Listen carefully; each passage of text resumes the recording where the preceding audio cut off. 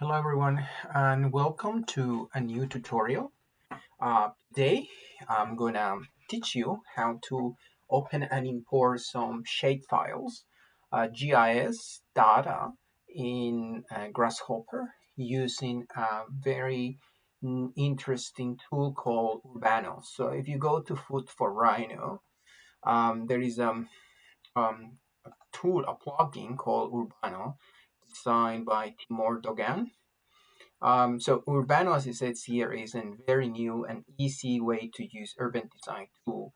But basically what is allowing you is just to upload or load urban data, in this case GIS information or shapefiles from any software that you produce them, or you can download it online into Rhino, and also OpenStreetMap information. So the first part of this, let's say, video will focus mostly on Shapefile. I will upload a separate video tutorial in which I will focus on OpenStreetMap only. Okay, so let's start. So the first thing you have to do is to download Urbano. Urbano is provided as a as a SMI installer. So you just is an executable. So you just have to extract it, and data sets should be copied to the C drive, Urbano. The instructions are here, and then there is once you install, there's a couple of um, Grasshopper components that has to be copied or added to the component folder or Rhino plugins, um, the Rhino components folder manually. And that's it. Once you have that, you have to restart your Grasshopper, and then what you're going to get is this set of tools. So you have inputs and outputs, and we're going to focus mostly on importing a shapefile this tutorial. Have how to read the metadata. The metadata is referred by Urbano as all the information that in GIS we call it the attribute tables. Okay, so if you have QGIS or ArcGIS, the attribute table is the information that it's contained on a table that is assigned to each and every feature or element, either point, line, polyline, or polygon in GIS. So you can read that metadata. And then it has also other tools. I will try to teach you in other videos, which is basically how to create buildings, how to create models, and mostly how to simulate, particularly how to simulate walkability. So it has a lot of very interesting tools to simulate walkability and estimate short part distances between different elements. So as you can see here, there are plenty of other tools that will help you to simulate, for example, distances or short distances between buildings, or estimate scores, walkability scores as well, um, generate catchments, etc. So it's a very interesting tool. This is another of the motivation of the development, was just to develop walkable neighborhoods and estimate that. But that could be for another time. So the first thing is that the new version, if you add this, previous version of Urbano didn't have bounds as an of the inputs. So what the first thing what we're going to do is just to add and import the shapefile feature. We're going to move it somewhere here. Okay. So, sorry. So once we have this one here, I'm going to revisit some of the input parameters that we need to put. We need to put a file path to locate the shapefile. And this is a reprojection. By default, or when it is true, is using WGS84 datum.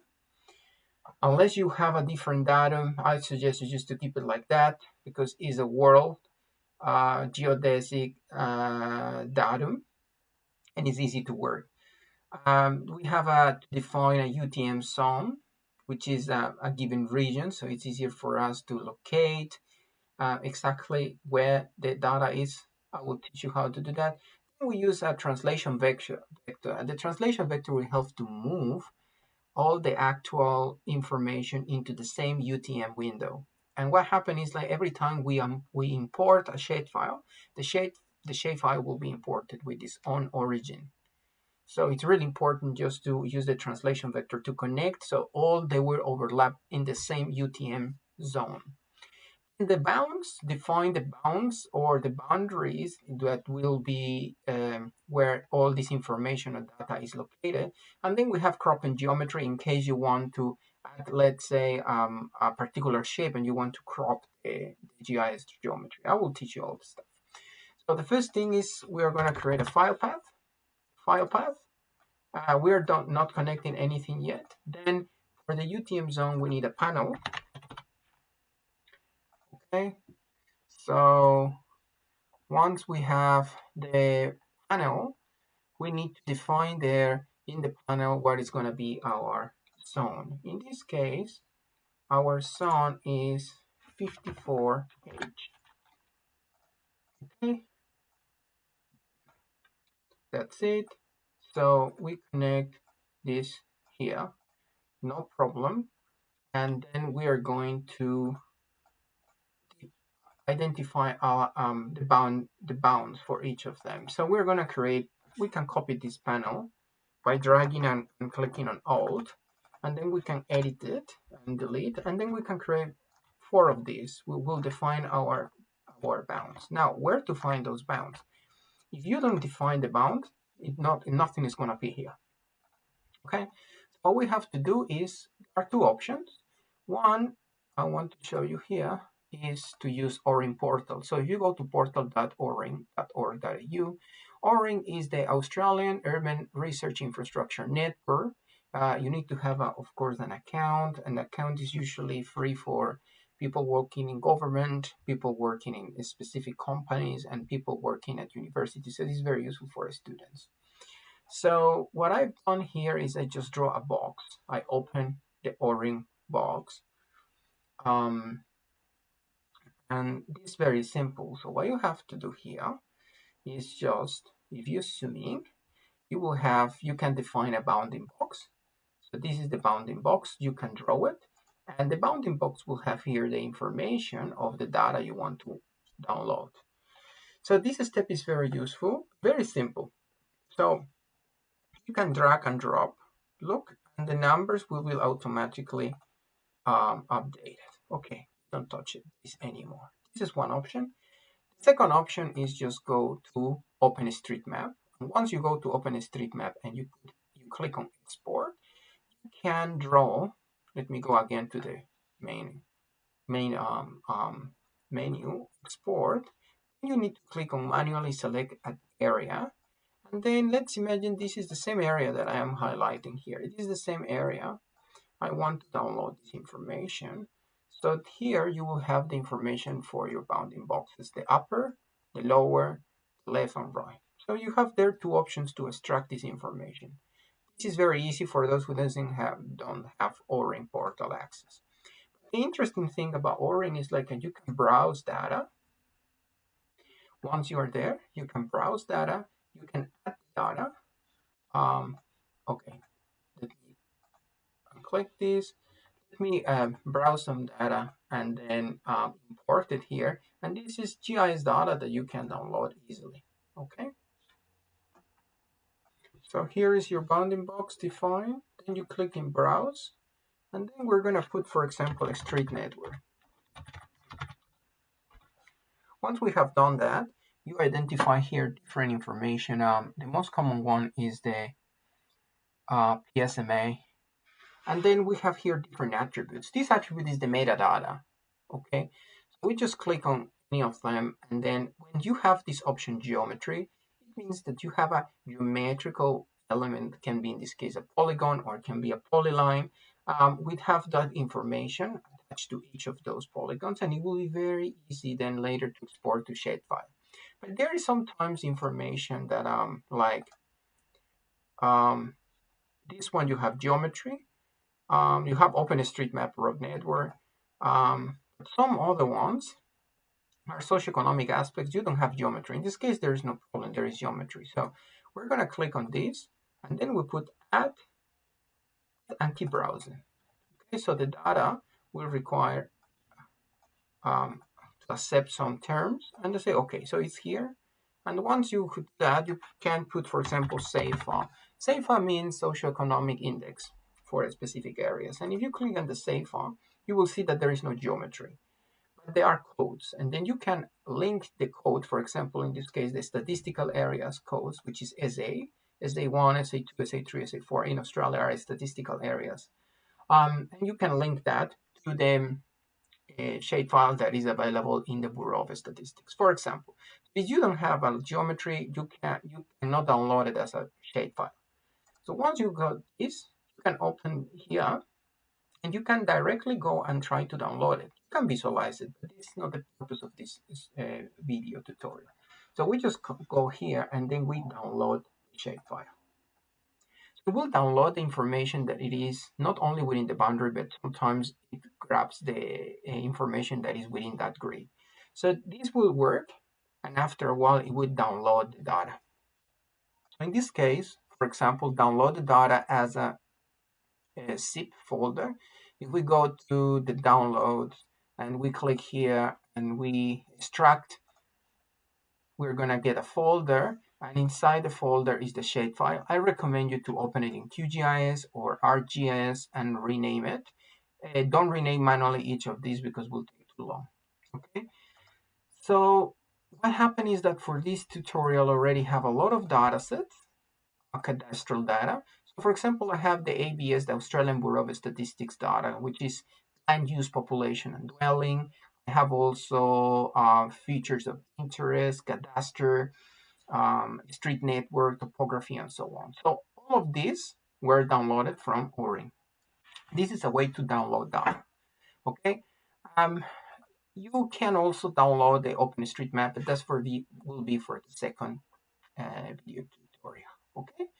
So once we have this information, we have the shapefile, we have the bounding box and the numbers, and then what we have to do is go to here and start inputting that information. So to make it easier for us, we just need this. Oh gosh, sorry. We need this information. So what we're gonna do is I'm gonna reduce this for a moment. So then I can use the left bound, which is this one, and I can copy, come here and paste, put OK. The right bound, copy, paste, the upper bound or the top bound, and the lower bound. Now this is in the case of these bounds, but you can also use the ones from, as I said before, from ORING, which are not very different. So it's 49, is a little bit larger, the area covered by this bounding box. So you can use the same one. So look, you can change this for 71. If you want to increase it, you can increase it. The other one is 38, 84, 72. So you can see 84, 72, and so on. And the other one is 57, 20, 57, 20. And the last one is minus 34, 80, 64. So it is very similar, 80, 64. Okay, so what we're going to do now, I'm bringing this back to the same size. I'm bringing this back here. So we're just connecting the left bound, the right bound, the top bound. Still nothing is displayed because I have to link the shapefile. So then I will go to select one existing file, and then I need to locate. So I will go to my data and cadastral, and then I will start with the zoning, which is very simple, then use, and that's it. So look at the shapefile, which has to be the SHP file. Okay, this is the number that we are looking for. Okay, and then we're gonna connect to the shapefile, and it will take a little bit of time. If you don't see the points, what you can do is click the mouse scroll and then go to this option, which is zoom. So as you can start seeing the points display here. So all these points can be later connected into a polyline. So what we're going to do, look, if we remove the bounds, things start disappearing. Have you noticed? Okay, good. So now what we're going to do is these points, and you can read here all the data. You have metadata. So what we're going to do is just for this point, we're trying to display it as a polyline. Polyline. Okay, so we have the vertices and everything is closed at the moment. We can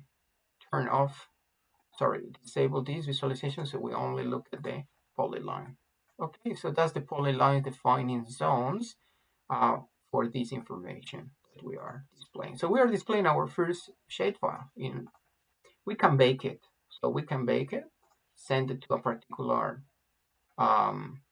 layer, and then it will be there physically. Now what we're going to do, we're going to understand the metadata that it is here. So which is basically all the attribute table in the Shapefile. So what we're going to do, we're going to use the Deconstruct metadata. We connect this metadata here, and then we open panels, panel 1 and panel 2, to understand what is keys and what are values.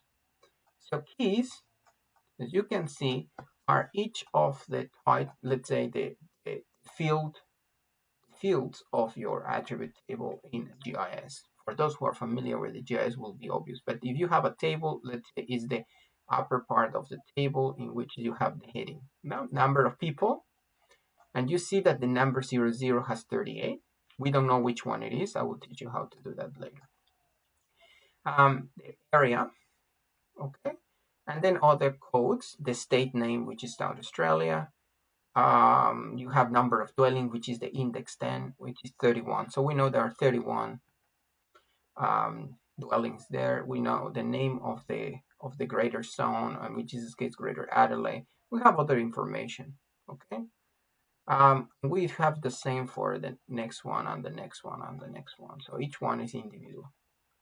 So then is when we have information of the metadata. Now, something interesting to do is just to create a custom preview for this. I don't want to preview everything in red. So what we're going to do is just like click and type custom preview. And for custom preview, we need the polyline as a geometry. And then we need to add a color swatch. And we connect it there. So I want to choose, for example, this red or this blue or this black or any other. I want to perhaps change the hue and then go to a kind of bluer. I like these bluer colors. Okay, so that's it. So we have now the custom preview of this information. So it's very simple. Okay, let's save this and then I will go to the next step. So now that we already added all this information and we have the polylines properly colored, now we're gonna, it's important for you to check that we're having here is that there are a lot of locally defined values, but many of things may not be correct or maybe invalid or anything else. So what we're gonna do next is we're gonna clean the tree and we're gonna do to eliminate invalid or null geometries. So to do that quickly, I would just move these two panels away from it. So what we're going to do is add tree, just a simple tree. I think is the, tree item. No, it's not tree item. It is graph tree. Yep. So what we're going to do is just grab this polyline. We should flatten all the values here and add it to this tree. And then once we have done this, so I'm going to disable this representation. So then I have my tree here. I'm going to disable this one. So I have this tree. I don't know, it's not disabling. Okay. and I'm going to enable this. So I have my tree there. And the next step is we're going to remove the invalid. Okay, so we're going to remove invalid.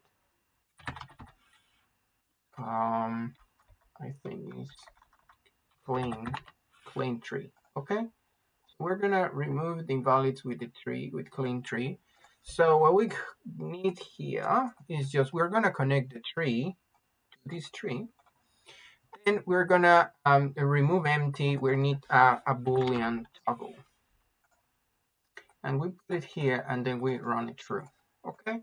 So when we have done that, we have already have removed all the empty ones. Now we're gonna do is tree statistics. Okay. So we just write tree statistics, and we connect again the tree, and so we're gonna get here all the paths. Okay, all the list of paths and information that we need, and we need to generate an index. So what we're going to do is we're going to use the index to identify which of these items we want to, let's say, isolate. Okay, so we do list item. It's somewhere here, list item, and then we grab, but before that what we need is just to create a tree branch. Okay, tree branch. So we add the tree branch here. We have the path, goes into the path. I should move this. So once we have the path there, and then we need to copy the tree from the tree, correct? So, but the tree, it will come from values here. All these values you see here, yeah, they are coming into the tree. So maybe it's better if I move it down here. So we have already here, we have the path, we know the whole tree, we need the path that we're going to get. And then from this branch, we connect to the list. Okay, we need to generate an index. So we have here a list. So we have from 0 to 18, and this is what we want. From 0 to 18, 0 to 18, we need to connect that index. So that's what we're going to do. We put in the index. We'll leave it with 0 for now. And after doing this item, we're going to do is just create a domain, a minimum and maximum domain. Okay, so that will help us. What we're going to do is I'm going to create a representation, a color representation for the minimum and maximum values. So for that, what we're going to do is we're going to create now a domain. Okay, so minimum maximum domain. So it's domain. Where is the minimum maximum domain?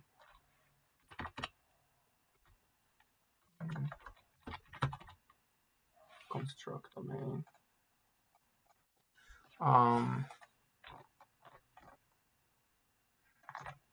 Now we need to go to math, minimum and max bounds. We need to create the bounds first, and then we need to construct domain. Construct domain. Yep. So we create the bounds first, and we get the bounds from these items. Again, we need to flatten these. So we connect this leads to the numbers, and then we create this to the domain. Instead of construct a domain, we need to deconstruct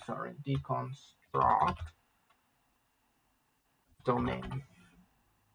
Deconstruct domain. So we got the domain, we're gonna deconstruct. So we have our start 0, our end 182 for that particular index. So what it means this index? This index will tell you is the index 0. That relates to number of people. So for this particular set, our minimum is 0, no people, and our maximum is 182 people. So once we have done this, we have the beginning and at the end. So now we can proceed to add what I call is a legend, or some sort of legend. In fact, if we go to parameters and then we go here, the name is a gradient. So right click to select a preset, add it's maybe the red to blue. And we have the lower limit and upper limit. So let's put the lower limit. In fact, what we have to do is invert here, and I will explain you why that later. But for now, it doesn't display anything because in fact we need to connect this to a custom preview. So what we're gonna do now is we're gonna generate here something called a surface, boundary surface. So here is boundary surfaces. So we grab edges from our geometry, right? So the geometry comes from the tree. Where is the tree? Here. From here we got our edges. So you can see how they are appearing. And we're gonna use the custom preview to visualize properly this. So our custom preview will go here. We got custom preview.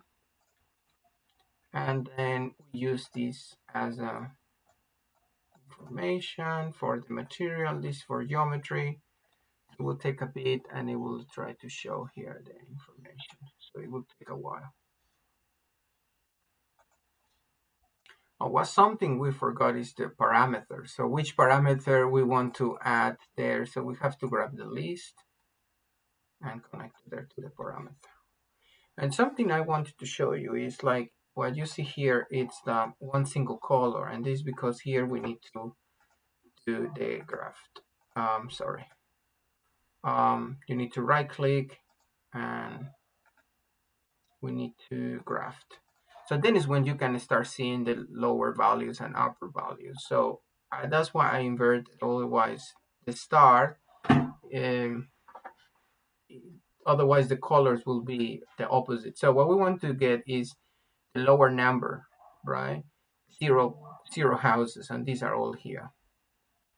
Okay.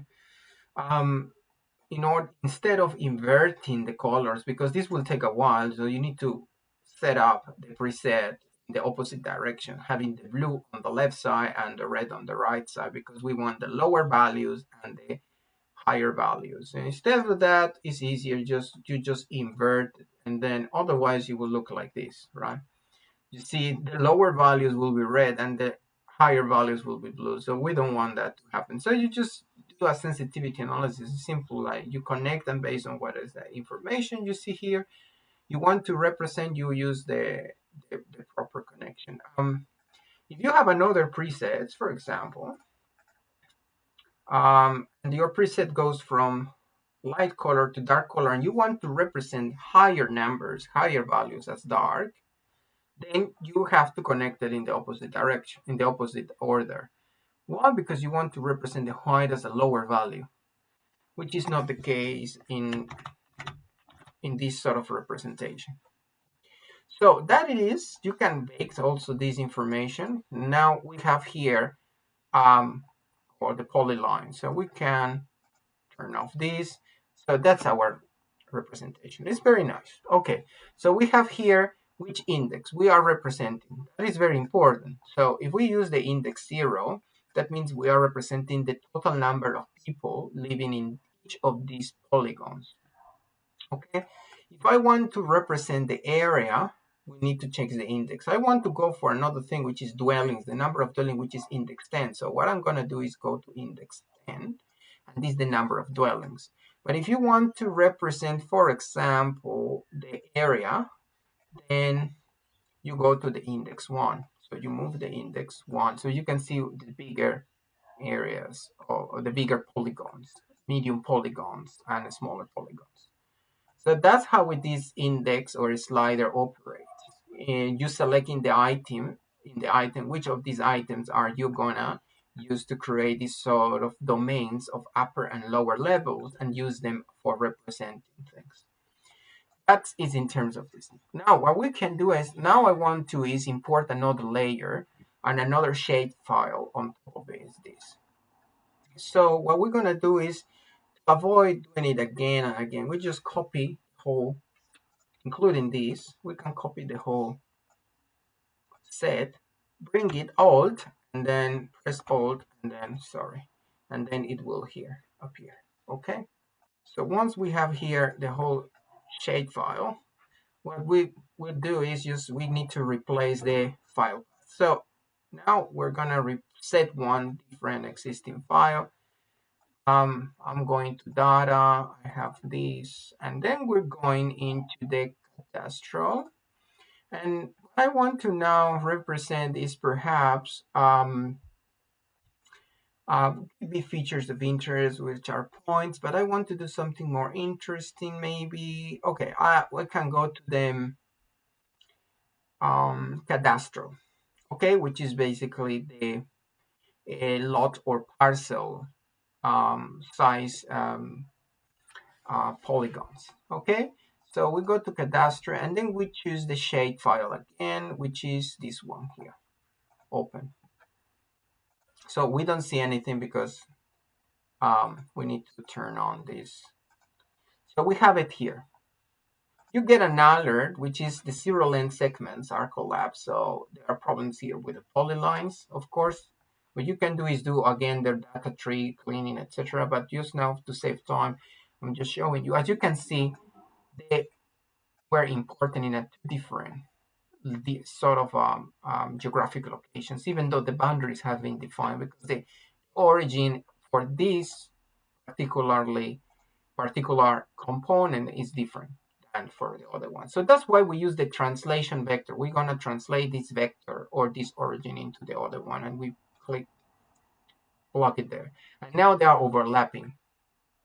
Okay, so now we can do again what I showed you before, the representation with the swath, etc. But then I want to do something more interesting in this case, which is I want you to displace one of these polylines or the cadastre on top of the existing to create a stack exploded axonometric of this plan. So what we're going to do is it's kind of creating an exploded axonometric. It's a stack of different layers. So how to do that? Very simple. What we're going to do now is just going to use a move component. Okay. We have the geometry that we want to move. Okay, that's very clear, is the polyline. And what we're going to do is we need a unit set vector. So that will be the direction of our motion. And then we need a factor. So here we can do something. For example, we can displace it 1,500 meters and just connect the factor there. Turn on, disable these representations. And then what you can see here, we just displace it at a specific amount. As you can see, it increases or decreases, and you are displacing the whole geometry in that direction. So you can create, you can export this axonometric view as a JPEG or as a line work for Adobe Illustrator, for example. Well, that's not the case. What we want to do is also you can move it together as a factor of the other one, of the other layer. So to do that, you have to do the same. We have to create a geometry. Okay, we connect this geometry from the polyline. We have another unit factor, and we connect it there, and we disconnect this. Okay, so once we have this unit Z, this is this unit one, this geometry and unit Z, what we can do here is basically connect the factor again to this one. Okay, so it's moving again. Well, we can put it in 0 for now or in another value. Now, this is the geometry we want to move. Okay, so we connect this geometry. This geometry. This is the one that we want to move. We want to move also there. So these edges, instead of using these three connected from here, they will be connected from here. Okay. Oh, sorry. What we have to do is disconnect this geometry, because this geometry, it contains the negative values. So let me just move all of this together here. And what we need to do is connect the tree. And that is the tree that we're just replacing this and connected to the edges. Okay. So now when I move this, it moves the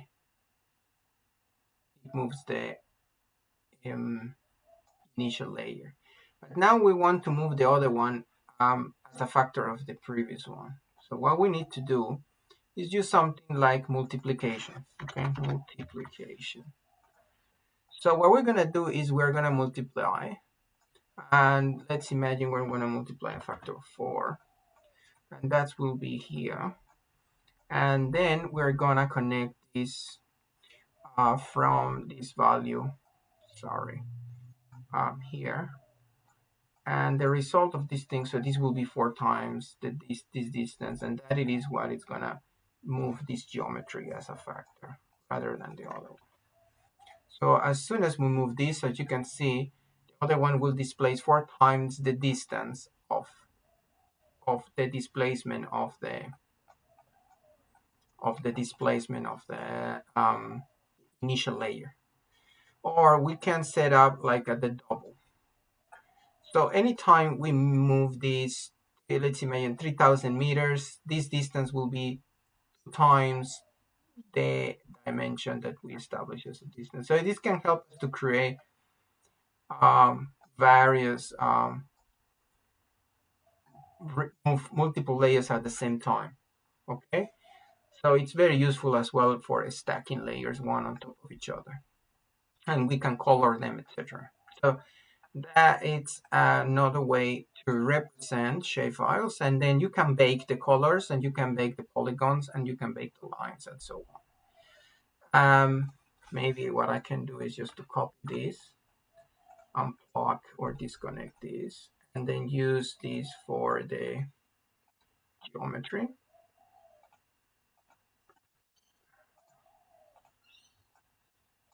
And turn on this. So you see the geometry, and then we can change the color. And any color you want. And then so you have this sort of a stacked version or of layers, which is very interesting to do. So this is in terms of connecting one layer, and you can start adding more layers later.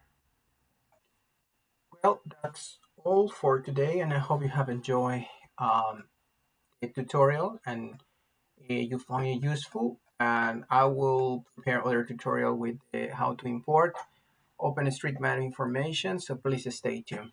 Well, thank you very much. Bye-bye.